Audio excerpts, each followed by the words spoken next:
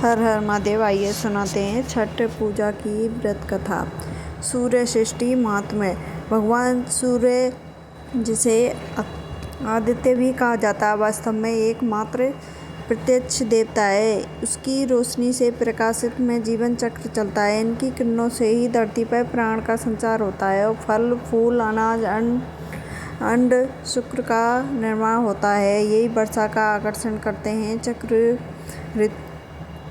ऋतु चक्र को चलाते हैं। भगवान सूर्य के इस अपार कृपा के लिए श्रद्धापूर्वक समर्पण और पूजा करने के प्रति कृतज्ञता को दर्शाता है। सूर्य सृष्टि या छठ व्रत इन्हीं आदित्य सूर्य भगवान को समर्पित हैं। इस महापर्व में सूर्य नारायण के साथ देवी सृष्टि की भी पूजा होती है। दोनों की दृष्टि से इस पर्व की अलग अलग कथा महात्म्य है। सबसे पहले आप सृष्टि देवी की कथा सुनिए। एक थे राजा प्रियव्रत, जिनकी पत्नी थी मालिनी। राजा रानी निसंतान होने से बड़े दुखी थे। उन्हें महर्षि कश्यप से पुत्र श्रेष्ठी यज्ञ करवाया। यज्ञ के प्रभाव से मालिनी गर्भवती हुई, परंतु न महीने बाद जब उन्होंने बालक को जन्म दिया तो मृत पैदा हुआ। प्रियव्रत इससे अत्यंत दुखी हुई और आत्महत्या करने हेतु तत्पर हुए। प्रियव्रत जैसे ही आत्महत्या करने वाले थे, उसी समय एक देवी वहाँ प्रकट हुई। देवी ने कहा, प्रियव्रत मैं सृष्टि देवी हूँ। मेरी पूजा आराधना से पुत्र की प्राप्ति होती है। मैं इस प्रकार की मनोकामना पूर्ण करती हूँ। अब तुम मेरी पूजा करो, तुम्हें पुत्र रत्न की प्राप्ति होगी। राजा ने देवी की आज्ञा मानकर कार्तिक शुक्ल षष्ठी तिथि को देवी सृष्टि की पूजा की, जिससे उन्हें पुत्र की प्राप्ति हुई। इस दिन से ही छठ व्रत का अनुष्ठान चला आ रहा है।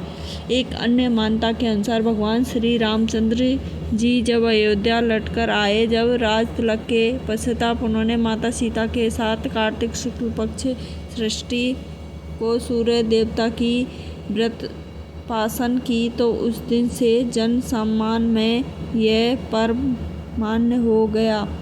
दिनादिन इस त्योहार की महत्ता बढ़ गई और पूर्व आस्था एवं भक्ति के साथ यह त्योहार मनाया जाता है।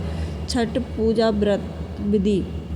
इस व्रत को बिहार, उत्तराखंड, उत्तर प्रदेश और एवं भारत के पड़ोसी देश नेपाल में हर्षोल्लास एवं नियम निष्ठा के साथ मनाया जाता है। इस व्रत की यह बड़ी मान्यता है कि महापर्व में देवी सृष्टि माता और भगवान सूर्य को प्रसन्न करने के लिए स्त्री पुरुष दोनों को ही व्रत रखते हैं। इस व्रत दिनों का होता है। पहले दिन यानी चतुर्थी को आत्म शुद्धि हेतु व्रत करने वाले केवल अरवा खाते हैं। यदि शुद्ध आहार लेते हैं, पंचमी के दिन नहा खा लेते हैं।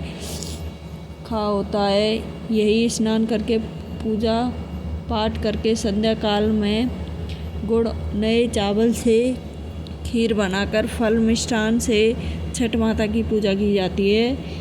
फिर व्रत करने वाले कुंवारी कन्या एवं ब्राह्मणों को भोजन करवाकर इस खीर को प्रसाद के तौर पर खाते हैं। सृष्टि के दिन घर में पवित्र एवं शुद्धता के साथ उत्तम पकवान बनाए जाते हैं। संध्या के समय पकवान को बड़े बड़े बांस के डालों में भरकर जलाशय के निकट आदि नदी, तालाब, सरोवर पर ले जाया जाता है। इन जलाशयों में ईख का घर बनाकर उन पर दिया लगाकर जलाया जाता है।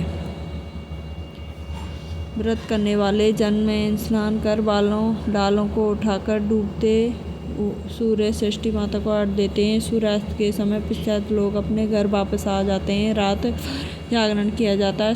सप्तमी के दिन सुबह ब्रह्म मुहूर्त में पुण्य संध्या काल की तरह डालों में पकवान, नारियल, केला, मिठाई भरकर नदी तट पर लोग जमा होते हैं। व्रत करने वाले सुबह के समय उगते हुए सूर्य को अर्घ्य देते हैं।